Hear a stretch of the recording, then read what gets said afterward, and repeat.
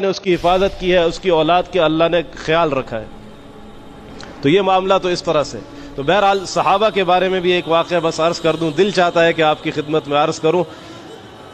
حضور صلی اللہ علیہ وسلم نے جو جماعت تیار کی، آپ جانتے ہیں ایسی جماعت پورے روئے زمین پر نہ پہلے کبھی تھی اور نہ قیامت تک کبھی آ سکتی ہے. ایسے صحابہ، ایسے پیارے لوگ کہ اللہ نے جن کو چنا تھا خاص حضور صلی اللہ علیہ وسلم کے لیے. حضور کے صحابہ اکرام میں ایک صحابی ہیں حضرت سعد رضی اللہ تعالی عنہ. تو میں نے آپ کی خدمت میں ابھی بیان کے شروع میں عرض کیا، ایک ذات اللہ کی ہے جو کسی کی محنت کو، کسی کی قربانی کو ضائع نہیں ہونے دیتی، اور دوسری ذات رسول اللہ صلی اللہ علیہ وسلم کی ہے جو کسی کی محنت اور قربانی کو ضائع نہیں ہونے دیتے، کبھی ضائع نہیں ہونے دیتے، بلکہ ہمیشہ دوسرے سے بڑھ چڑھ کر اس کو اس کا بدلہ عطا کرتے. جیسے اللہ کا معاملہ ہے ایسے اللہ کے محبوب علیہ الصلوۃ والسلام کا معاملہ ہے. کسی نے تھوڑی اچھائی کی 10 گنا اس کا بدلہ عطا کیا.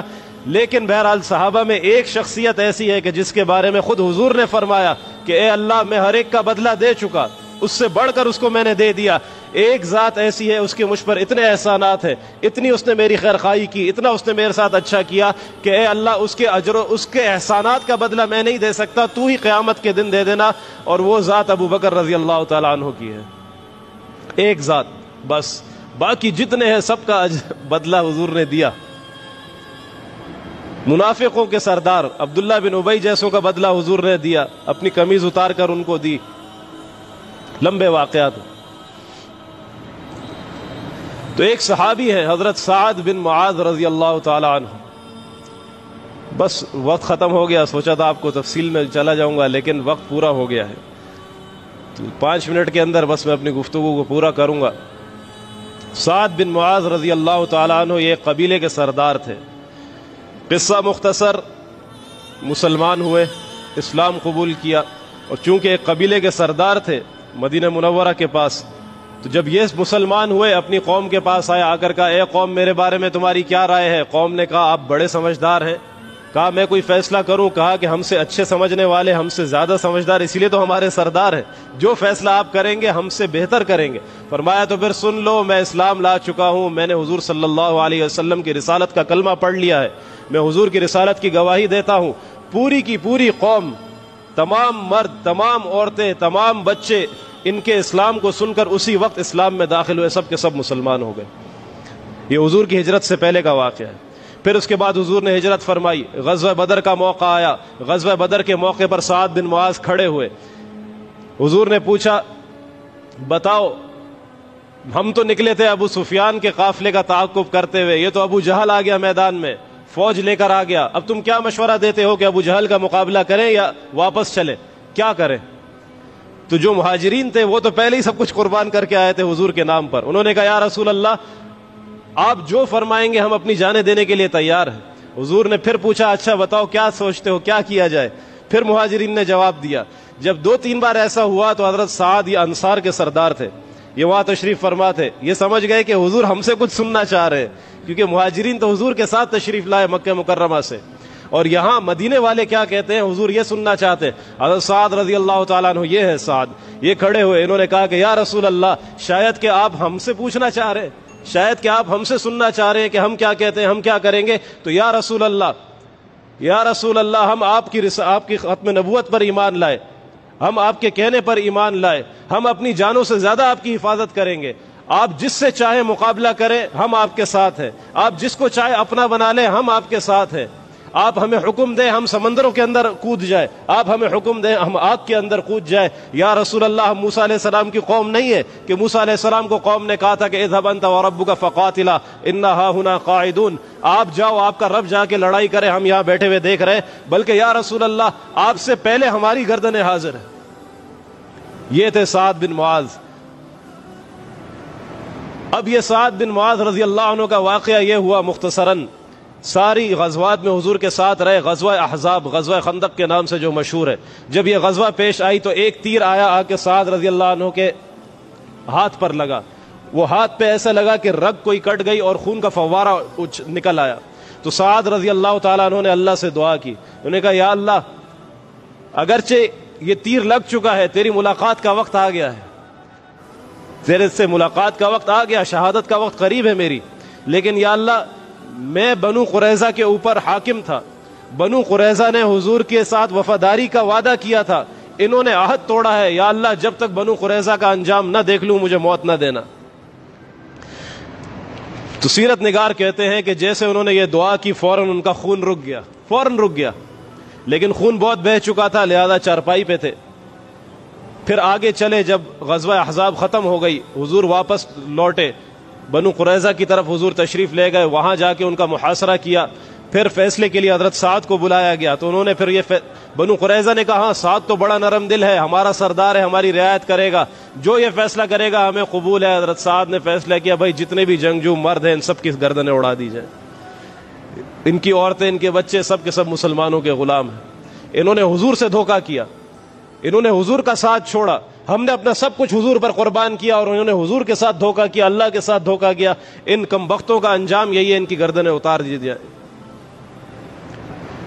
اس کے بعد اب آگے سنیں، جب بنو قریظہ کا انجام ہو گیا، جیسے ہی دیکھا کہ ان کے معاملے کو حضور صلی اللہ علیہ وسلم نے نمٹا دیا، اب دعا تو یہ تھی نا کہ یا اللہ جب تک بنو قریظہ کا انجام نہ دیکھوں زندگی باقی رہے۔ بنو قریظہ کا انجام اللہ نے دکھایا، فوراً اس کے بعد ہاتھ سے خون کا فوارہ دوبارہ نکلنا شروع ہو گیا اسی وقت۔ اب جب بالکل آخری زندگی کے آخری لمحات، آخری سانسیں شروع ہوئی، تو حضور صلی اللہ علیہ وسلم ان کے پاس تشریف لائے۔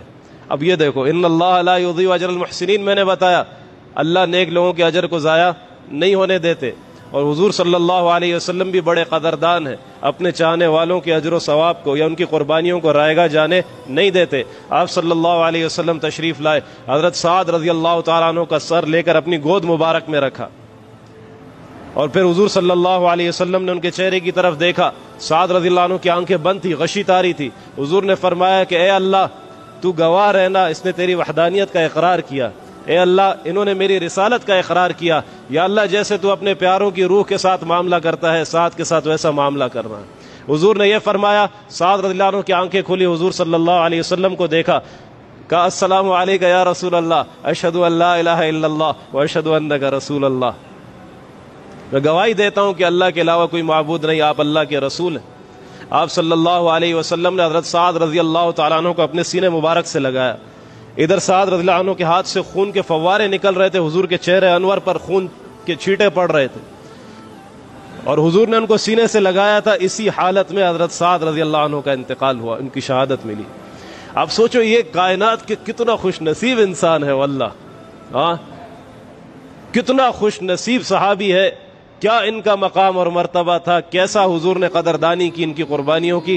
حضور کے سینے کے ساتھ چپکے ہوئے ہیں، حضور نے چمٹایا ہوا ہے، اس حال میں ان کی روح نکلی ہے۔ پھر جب ان کا جنازہ نکلا، اب آگے سنیں، جب جنازہ نکلا تو جنازے میں جب لوگوں نے کندھا دیا تو لوگوں نے کہا جنازہ تو بہت ہلکا ہے، اس کا وزن نہیں ہے جیسے عام جنازوں کا وزن ہوتا ہے۔ جنازے کے بعد آپ صلی اللہ علیہ وسلم نے فرمایا کہ اللہ تعالیٰ کی طرف سے 70,000 ایسے فرشتے زمین پر آئے تھے ان کا جنازہ پڑھنے، جو آج سے پہلے کبھی زمین پر نہیں آئے۔